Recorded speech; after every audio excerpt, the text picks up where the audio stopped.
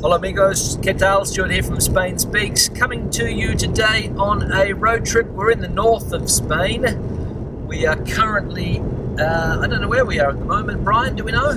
We're just entering to Leon. We're entering Leon. We're on our way to Oviedo and we're coming up to the Picos de Europa. As you can probably see up ahead here, we've got snow-capped mountains. And we're heading into one of my favourite parts of Spain, at least, which is the north of Spain. And Brian, one of your preferred areas, the north? Yeah, without doubt. I mean, Spain is a huge country. We've got so many different cultures and different areas. But the north is kind of like, for me, the perfect place. You've got the countryside, the perfect weather, you have the food, everything. It's magic. Now we're on a bit of a dodgy road, so it could be a bit bumpy. This is one of the worst roads I've seen for a long time. In fact, the windscreen's just cracked a little bit. We don't know whether it's because of the bad conditions of the road or something else, but we're driving with caution at the moment. So I'm going to introduce Brian. Brian is obviously, as you have probably noticed from his accent, he's from the south of England. Excuse me? Sorry, he's from Ireland and a long-term resident here in Spain, Brian. This is my 22nd year, so came here in 1998. So more or less roughly the same time as me living in the country, coming up to 21 years? Yeah, long time. And how has life been over those 21? Well, life in general has its ups and downs, no? Wherever you are. Obviously, in the beginning, it's great on one hand because you're in a new country, new culture, but there are culture shocks, no? And leaving everything behind. But in general, I can say it's been all good, all good.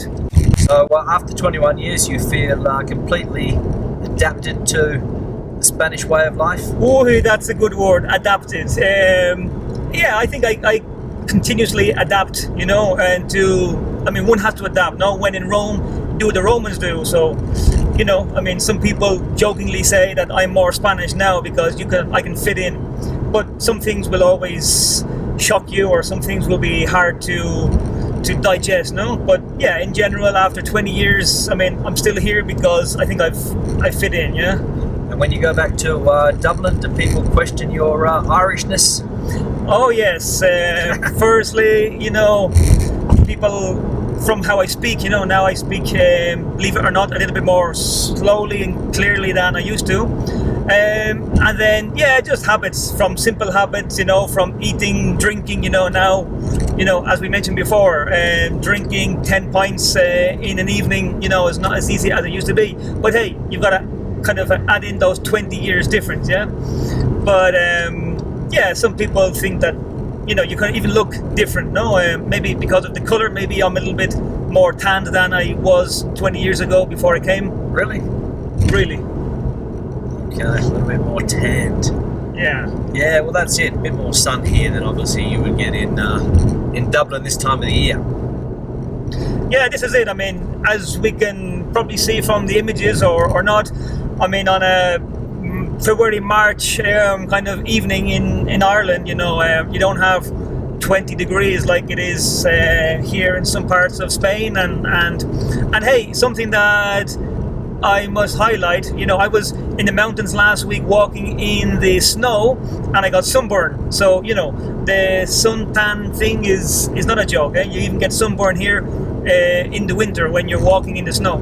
Yeah, well, we're also in a time of the year now which should be a lot colder than it is, right? Last weekend was an exceptional weekend for weather. Obviously out in the sun, get a little bit burnt, but it wouldn't be normal this time of the year, I don't think, though, would it, Brian, to have 22 or 23 degrees in the middle of or the end of February? No, that's another probably conversation on the climate change everywhere, but definitely here it's not normal to be wearing a t-shirt in February, but we'll pay for it. We'll probably have showers and cold weather in up to May, June, yeah? Yeah, well, that's it. The Spanish have an expression that is hasta el 40 de mayo, no te quites el sayo. No, have you heard that expression? Indeed, yeah, and it translates until like the 10th of June. Yeah, the 40 de mayo, so the 40th day of May, basically the 10th of June. Yeah. Kind of don't put away your winter clothes. Your winter clothes That's or jacket. Right. You never know when the winter can come back and bite. That's it. But once it gets into July, August, there's no doubt that the weather's going to be hot and sunny all the time. But we're heading to Oviedo. I don't know whether I mentioned that before. Oviedo is the capital of Asturias. You can probably see from the sign here that that's where we're heading to. We're in Leon province at the moment, and from Madrid we've gone through probably about 3 or 4 provinces to get here. Brian, we went through obviously Madrid, Segovia.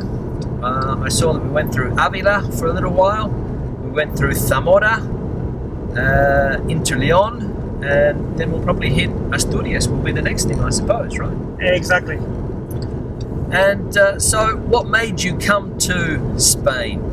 What made me? Well, nobody made me come to Spain, but yeah, good question. I think my story is like thousands of other expats, boy meets girl,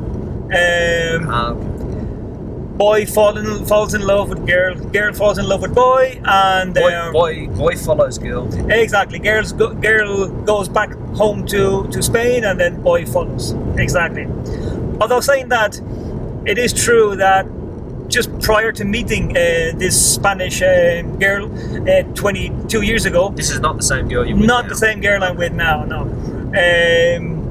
Yeah, I mean, I was kind of dreaming about going abroad. Yeah, because when you come from Ireland, the country's so small. You're from Australia, so maybe it's different. I mean, by the time I was 18, 19, I was driving around the country. I had, been to the 4 corners of the country twice or 3 times. How long does it take you to drive from the east to the west? Well, I mean, from Dublin to Galway nowadays, it could take you 2.5 hours practically, because there's a motorway all the way. Yeah, 20 years ago it wasn't so easy, but yeah, you were still there in probably 4 hours or less. So Spain for you was a huge country. Well, that's it, and that's one of the reasons why I stayed. Because one thing is the reason why you come, but you can come and go. Yeah, but I've stayed.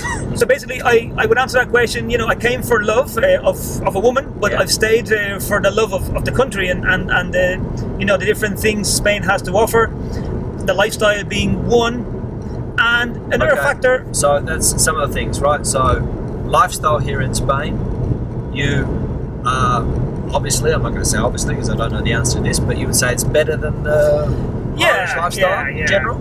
Yeah, but I mean, again, it's another topic, yeah, but basically for me, the lifestyle, So you adapted better to this lifestyle, you think, than the one you had before? Probably, yeah. I mean, I've stayed because of that reason, yes. But again, I've stayed because of obviously a number of different factors. Obviously, the lifestyle, fitting in and enjoying and relating to the lifestyle was one of the principal reasons. Obviously, work-wise is very important. You can't stay just on love and because you like the lifestyle. You need a job and you need enough income to pay your way. Yep. And of course, if having a partner in the end, is maybe another factor that another factor to stay. Obviously, that's one of the key things nowadays, having that partner aspect, right? Yeah, I mean, I remember, as I said, so I'd met a Spanish girl. I came over, but then we broke up after like a couple of years. So I did have, I think, at least 2 years where I was young, free and single. And if I remember the story, you were planning to go somewhere else? Exactly, yeah. I was planning on going to France, having studied French in school. So, and I had then this... Well, that's another point, because you came here with no Spanish language skills at all. Exactly, no. You came here with zero patatero, as they say. Yeah, because basically, as I said, I was... I had... finished studying. I was beginning to work in Dublin. I was 21, and then suddenly I saw, my life in front of me. I thought, okay, working with some guys who had been working there for 20 years. I was comfortable, and I thought, okay, so this is it. And I'm a guy that kind of, thinks about life, thinks about death, you know, thinks about trying to enjoy life. So I thought, okay, and I just stay working here for all my life. So I decided to travel to France originally until I met this Spanish girl. So I found myself in Madrid, we broke up, and I thought, okay, maybe this is the time, you know. So, pardon me? To move on. To move on and to go back or go to France. Yeah. And but you know, I'd been here, I think, at that stage for 3-4 years. My Spanish was starting to make sense, and I thought. So, how long did it take you to not to have the level of Spanish that you have now, but to get a level that you started to feel comfortable? All right, yeah, that's moving in Spanish society. Yeah, true. That's the question that people ask. You know, how long do I need to, you know, have whatever survival or to be able to communicate? And in my case, and you know, as a teacher as well, an English teacher, you know, one can never say it will take everybody who's watching this video, you know, 2 or 3 years. But I would say intensely, as I was obviously living and, you know, do my best to take a few classes, study at home, which for me was really essential, and try to avoid, you know, those fellow English speakers, which is key, as you know, which is key. Let's say, I think after 2 years, I was beginning to understand, you know, people pretty much, you know, I don't know, 80%, 2 years. And then also to make sense myself, maybe 2-3 years. Obviously, you know, you're by no means fluent, but I was pretty good after, say, 2 years. I would say like an intermediate level approx. But it's worth saying that, you know, I met my wife. I had been here for 5 years, yes. So she always remembers, you know, when we met, and she said that, yeah, you know, I could. So 5 years. Because she doesn't speak any English. Well, she does now, but when you met her, she didn't. Well, if she's watching this video, I'm not sure if she's understanding or not. But no, I mean, her level would be. In her day, I mean, she reached, as we say, a B2 level, so like an upper intermediate level, yeah. But that's another story, you know, because she kind of studied just for the test, not for kind of real life communication, because her job involved having to learn. Exactly, yeah. She's B2 level. Yeah. She's a school teacher. She needed a certificate. She needed it more on paper than, you know, kind of practically, you know, for conversation. So basically, yeah, I've always spoken to her in English, which for those listening, you know, that is the fundamental part. No, when you have somebody, a friend, or in this case a partner that doesn't speak English, that's the way that you really learn. Yeah, that's it. Walking dictionary, as they say. Walking dictionary, or sleeping with the dictionary, as they say. Sleeping with the dictionary. Okay, yeah. That's the best way to learn a language, of course. And anybody who's watching this video that has a partner from a foreign country, of course, and you want to learn the language, of course, that's the facility that you've got to be able to speak that language every day. And of course, when you have kids, your kids grow up in Spain, and obviously their language of communication is day-to-day in Spanish, probably because they go into Spanish schools, and you start to learn a few more expressions through them as well, I suppose. And your day-to-day is really, especially when you live in Madrid anyway, because we don't have these big expat communities that you have in some of the other parts of Spain. And work-wise, Brian, obviously that you've been working continuously for the last 21 years, haven't had a problem? No major problems. Again, one has to work hard. Yeah, I mean, it's not easy, and the harder you work, you know, I personally think the more you get out of it. Yeah, I mean, I've met a lot of people, a lot of English teachers, and some are just here, you know, just for a year or two, so their heart is not really in it. I think, you know, if you're willing to put in the effort, you've got to go kind of, you know, the extra mile. You've got to give Spanish companies, you know, that bit extra, you know. If your timetable is 9 to, I won't say 5, 9 to 7, you know, you can't just go at 7. You know, you've got to be there a little bit longer, as we know, a bit of a topic that as well. But no, work has been fabulous. You know, every year I could say I've got, you know, a little bit more comfortable, more kind of gone up the ranks. You've been able to grow professionally. Yes, and as we were just talking about earlier today, you know, I've just been promoted, you know, my company, which is kind of really good, you know, and I think it's good for everybody, you know, that, you know, English teachers, you know, can get go up the ranks. Maybe it's not so easy because, in any organization, you've normally got whatever, more English teachers, you could have a team, 10, 20, 50, 100, and normally, kind of the management is probably just one or two, maybe, your DOS, your director of studies, your owner, your director. So it's hard, obviously, but in the organization that I'm in, where that's a little bit, there's more of a ranking system, and yeah, I've worked hard, I think, and your hard work has been rewarded. Exactly. Now, what were some of the things that took you the longest to get used to? Well, I don't know. Bit of a question without notice there. Yeah. Let me see. To get used to. Well, let me see. I've timetable. I have something on my mind actually, and this is also kind of spontaneous. For me, the Christmas period, still 20 years later, it just drags out so long that it's as if you're kind of celebrating Christmas for half the year. Yeah. Yes. Because in Spain, for those who don't know, on the 20th of December, you start kind of you start. Obviously, you have the decorations. I think the first weekend in December, the local authorities put up the lights and coming stuff. Into the Picos now, you can see the fantastic mountains here. Beautiful, yeah. Absolutely. So, early December, the lights go up and get turned on, and then you have, kind of your Christmas kind of atmosphere and whatnot. You have the nativity scenes or your Bethlehem scenes going up in houses and shops and city centres. Yeah. So basically, from early December, you're preparing. Hey, I like Christmas. But in Ireland it would start around the same time. True, but it doesn't go on as long. Okay. Yeah, that's kind of where I'm getting to. So the difference here is that it's prolonged. Exactly, because if I were to summarise, I would say, early December, everybody's excited. I've got 2 children, so it's like Christmas time and presents. Then you have the 20th of December, 20th, you have the National Lottery, Christmas Lottery, it's a big thing.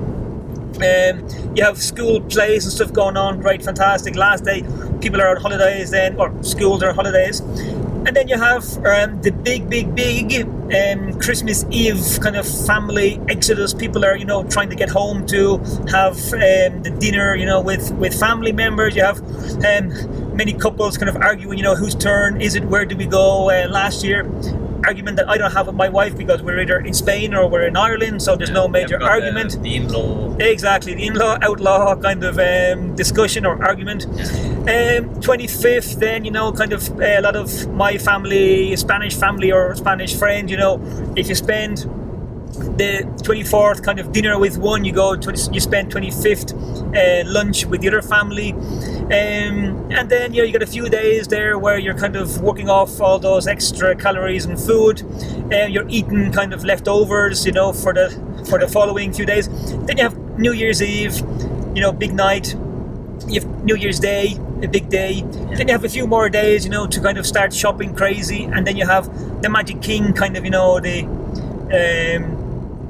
the Magic King's on the 6th of January. The 6th of January. So you have maybe, you have on the 9th of the 5th, a lot of people go out, younger people go out that night, and then you wake up then the next morning. So you're talking the 6th of January, then you have another family celebration, and you're eating and you're exchanging presents, and this, it's just too much, yeah? Yeah, just goes on a bit too long. I find Christmas here, for me, too formal. I don't know what it's like in Ireland, but in Australia, Christmas is quite informal at the moment. Obviously, it's summer. People are wearing shorts. People are, enjoying the beach a lot of the time in Australia as well. But here, the formality of the Christmas, people go to an extreme, in my opinion, to prepare this fantastic dinner.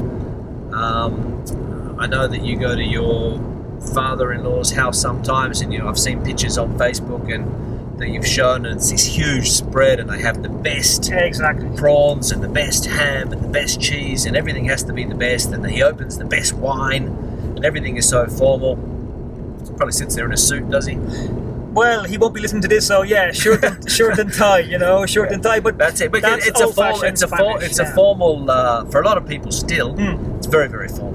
Whereas in Australia, you kick back with your thongs or flip-flops,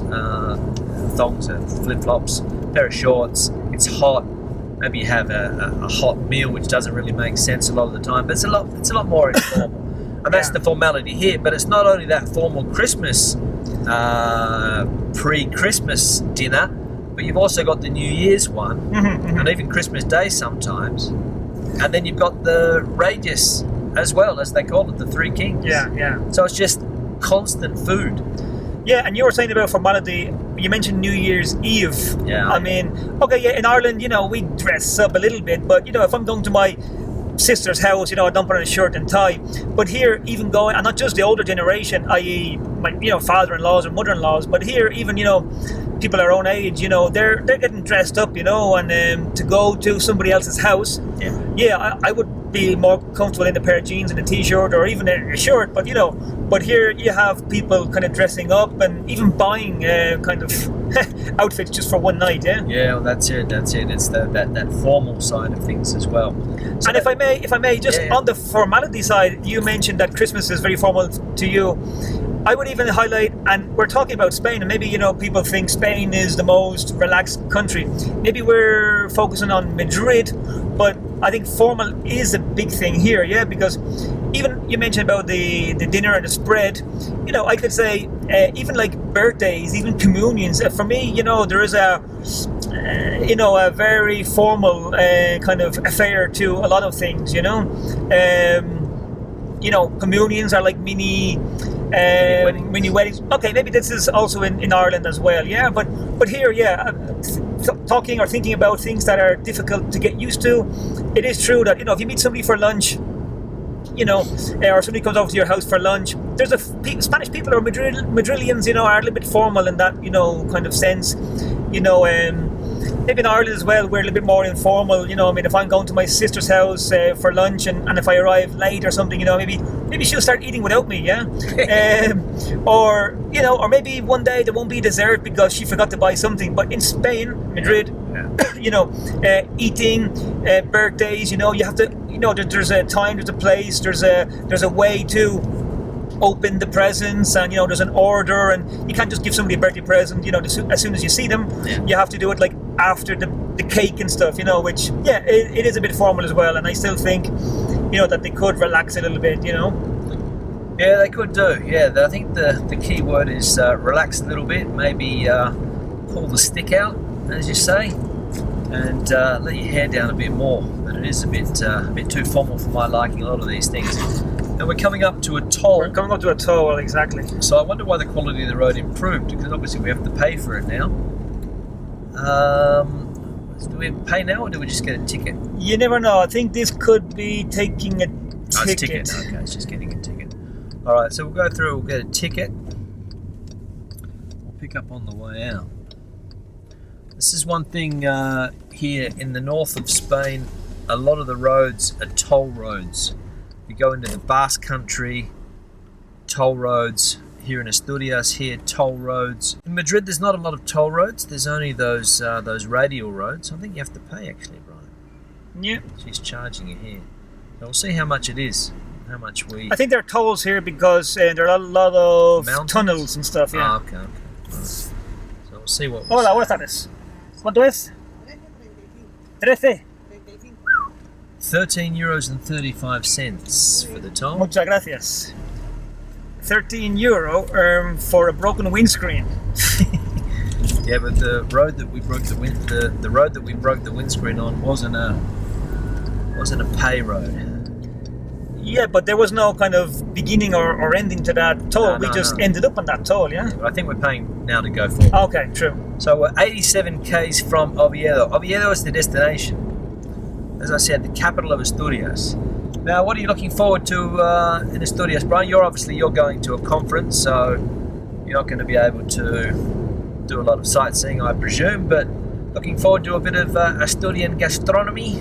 Well, a bit of cider. A bit of cider will go down nicely. We're in cider territory, that's right. Exactly. A few beers. Cider, a few beers, and we all know that Asturias has very good meat. Yes. The beef here is fantastic. So yeah, I'm open to any local cuisine, one of the things that I like most about Spain is the diversity of Spanish food. The north differs from the south, of course. In the north, a lot of what do they call them here? They call them like dishes that you have to eat with a spoon. A lot of like fabada. Exactly. Yes. Bean dishes and things yeah, like yes, that. or soups or quite stews. heavy. Let's call them stews. Yeah. Quite heavy food here in the north of Spain. Obviously, because of the weather, you can see. You know, now that we've come from Madrid, I think it was more or less sunny in Madrid when we started, and now we're coming into overcast. I think Oviedo rain is forecast. So the north of Spain, the weather determines the type of food that they eat, but quite heavy meals in the north of Spain. Quite cheap as well, I think, if I remember correctly from the last time I was here. So that's some of the things that we're looking to get into here. So so just to finish off, Brian, another thing that took you a while to get used to about living in Spain? Well, let me see. Obviously, I won't say a silly answer, which is the language. Yeah. Obviously, I'm still getting used to that. But no, timetabling is, your biological clock. Okay, I've been here 20 years, but still seeing rush hour at like 8 p.m. or something, 7:30 p.m. means that everybody's getting out of work at 7. So working to 7 o'clock. It's a whole day. I mean, your day is gone. Yeah, you're getting home at 8 o'clock, and you're just, you're quite tired. You've wasted probably 2 hours, kind of 2 to 4, with the famous lunch, and the lunch hour. Yeah. So basically, for me, what I miss most. So you have that lunch hour where you work? Well, officially yes, because now I'm my job. I'm doing a lot of admin now. So what's your timetable at the moment? Yeah, it would be officially like 9 to 2 and 4 to 7. Yeah? 9. Okay, so 9 to 2. So there you're doing your 5 hours in the morning, and then you take a break, 2 hours. Now, what do you do in those 2 hours, Brian? Well, I eat in 30 minutes, and then I go back to work, or Okay, so the company technically is getting an extra 90 minutes out of you, or do you go home early? No. Go home early. You got to stay there, or you got to be there, and But I could or should leave. Yeah, I mean, some of my colleagues go to the gym, some go home. Those who live nearby, and some just take longer to have lunch, and then they sit for an hour having a coffee and having a chat and having a little kind of liqueur, a little digestive or something, But definitely, I prefer to get back up, and I like to finish my day's work in one day and not leave things for tomorrow. So yeah, that's one thing. And then, so basically what happens, I mean, during the week, Monday to Thursday, you just do very little other than work. You might kind of do a bit of jogging in the evening time. You might see your kids for an hour or something. I remember in Ireland, I used to do like 3:30 to 4:30, get home at 5, 5:15, but the day was shorter, and then you wouldn't make such a meal, or you'd make such of a deal from your dinner. So then you could just have a quick bite to eat and then do something. Yeah, even though the weather was kind of obviously worse, and you'd have colder temperatures and rain and windy, but you got out during the week, to see people, to do things. Here, very difficult. All right, on that note, we'll cut this video off. So thanks for your comments here on this one, Brian. Questions or comments, leave them in the section below. Stay tuned for the next one. It'll be coming up shortly. Hasta luego.